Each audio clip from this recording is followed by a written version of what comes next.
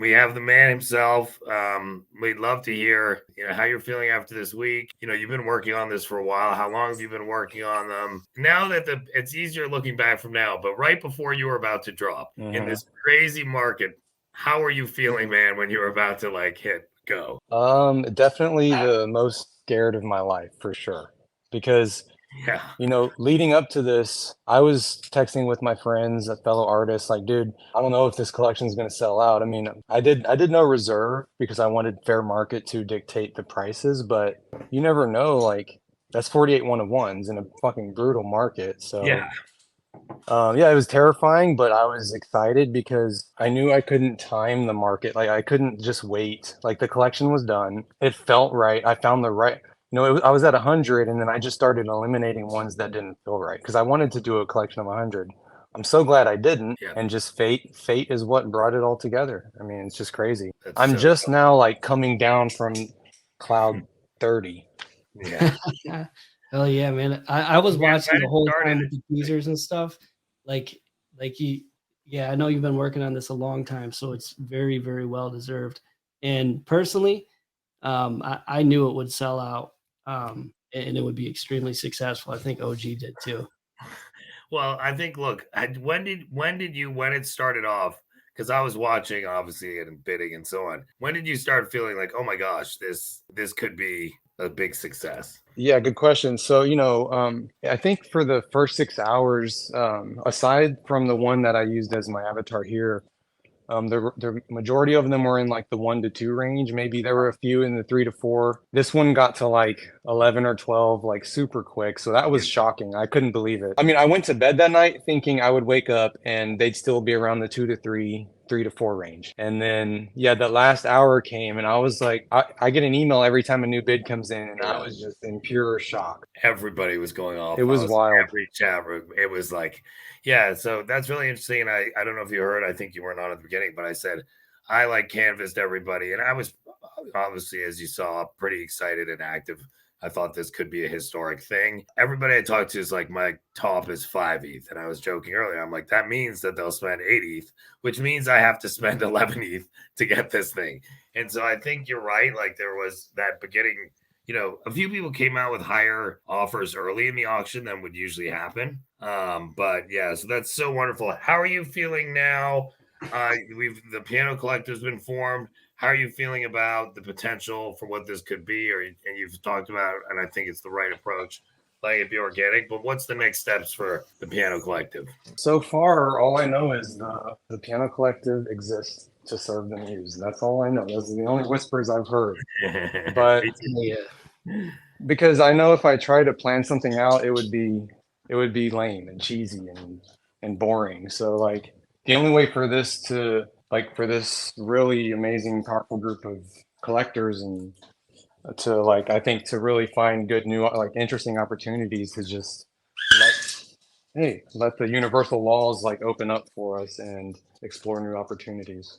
That's the way, man. And when you look at your body of work, your NFT collections you've issued, how do you think? Obviously, this is an incredible example of a success organizing a consolidated collection and even releasing it all at once, which before, many artists would have been scared.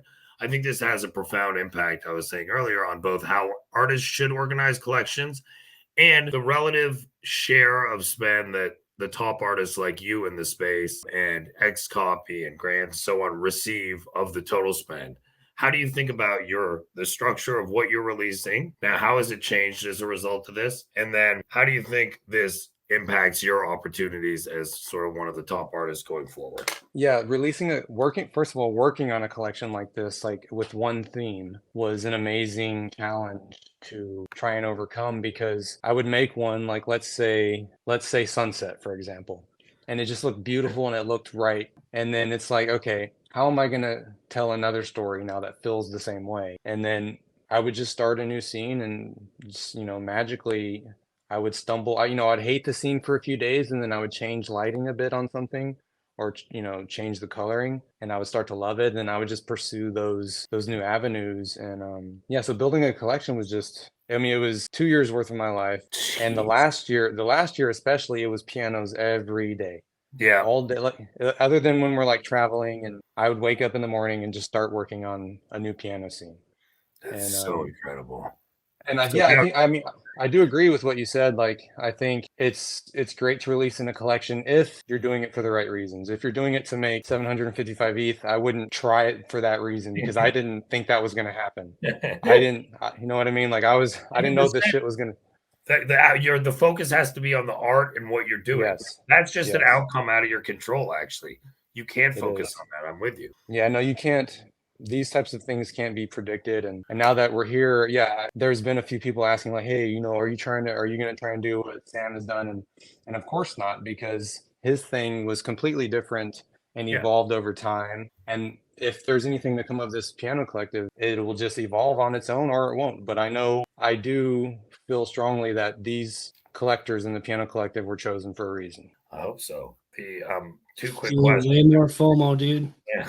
Do you actually, now that you spent so many years looking at pianos and doing all that, are you like, yo, I never want to look at it again? Or do you sort of now like, yo, I want to keep doing it? And then number two, when you just finished a big collection like this, like, are you like, hey, I'm really attracted to collection work, or oh man, I need a break. I want one-on-one pieces. So both your day-to-day, hey, I want to look at pianos or not, and then hey, I was working on this collection for so long, I want a collection or do something different. So I was worried, you know, because I've put pianos in quite a few of my works. I was worried, like, man, this collection's going to drown out the other pianos I made, and it's just been totally the opposite. Like, it's made them all extra special, I think, but without taking away from what the broken keys is, because this body of work is just serendipitously just so powerful now that no, I have a new profound love for pianos, but I think it needs to be treated very delicately moving forward. Anything I do art wise, and it needs to be for the right reasons. And I don't want to change the recipe just because I have all these new, you know, potential opportunities. I need to continue to do what I did to get me here with also being respectful of the market, et cetera, et cetera. So dope. Yeah. Let the muse drive, right? What Exactly. attracted you to pianos? Do you play piano? Do you? Yeah, I'm just a self-taught pianist for myself. I can play Mozart, Beethoven, blah blah blah, but like those aren't the things that I really thrive on. I just use piano to open up my creativity. Like every time I have creative block, I can just sit, play a few keys, and it opens me up to new ideas. Oh, I didn't realize that connection. That's pretty dope. Super stoked to see you to win a piece and to get into the collective and just, yeah, and to support the work. And it's just been amazing. I mean, I still haven't been able to personally thank every person who bought one because so much shit has just happened since then that I'm just trying to catch up and finally coming back down enough to like focus on my thoughts and yeah, and just move forward. And those Twitter DMs, bro, there's nothing worse. When we launched our project, was like, yo, DM me on Twitter. And I didn't think about the limit. And we're like, it's launch day. And I get blocked out. You know, it's like a Yeah, 24-hour block, you know? I It's know, I know. and you sort of don't think about it, you know, or whatever. So you must have been get hammered DMs and then just out of the game. So, Yeah, it was the support was just wild. I still can't believe it, and it doesn't feel real, but I'm just going to really take a few weeks to think about everything and consider all opportunities and just start listening for whispers. bro, your attitude and approach is, you know, I'm so hyped to be a collector and be in the family. So really Thank you, appreciate man. your time and Thank you. congrats again, man. This was a big part. This is a significant event in NFT history. So congrats. Thank you so much for having me, and yeah, we'll chat soon. Yeah. All right, brother. Thanks, man. Take care. Congrats.